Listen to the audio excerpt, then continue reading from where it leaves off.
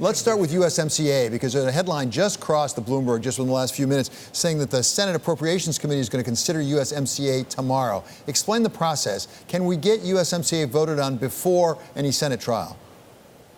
Oh, I don't know about before. Well, the USMCA will likely be voted on next week. My understanding, but nobody's certain yet, because Senator McConnell hasn't decided about allowing witnesses. I mean, he's denied allowing witnesses, but in terms of schedule, likely we will do Senate business in the morning and impeachment in the afternoon. So absolutely Congress can pass this in the next week or two if Senator McConnell, he hasn't done a lot of legislating from bills passing the House. This one is one I think he'll do. And what difference will it make for your constituents back in Ohio through the Midwest?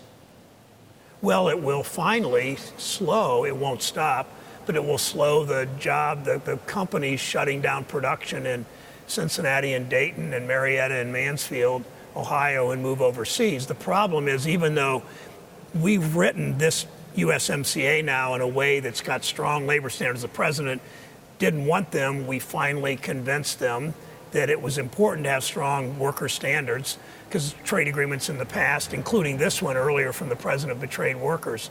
But the problem still, though, is that the tax law that the president pushed a year and a half ago encourages more jobs to go overseas. If you're producing a plant, if you're producing a product in Youngstown, Ohio, your company pays 21% tax rate. If you move to Mexico, you pay only 10.5%. So until the president fixes the tax law that he and his colleagues wrote, there will continue to be jobs moving offshore. This will just slow the flow, I think. Well, going back to your home state of Ohio, tell me about manufacturers there. Were there other parts of that tax bill that actually helped them? Because we were told that actually because the taxes were reduced and people could repatriate from overseas more easily, that in fact they'd be able to invest more in plant and equipment here. Has that happened in Ohio?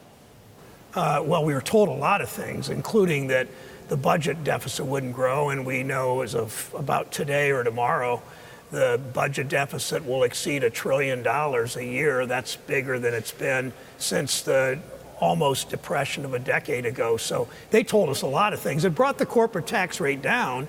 It just meant the budget deficit, but blew a hole in the budget deficit. But it still has that difference where you pay a lower rate if you move overseas. And it's already attractive enough for companies to move overseas because workers are paid so little. That's part of the reason we were able to fix one of the ways we were able to fix the USMCA. But the dynamics, the structure is still there, that too many companies are going to include as their mission statement, shut down production in Toledo, Ohio, and move to Mexico or China.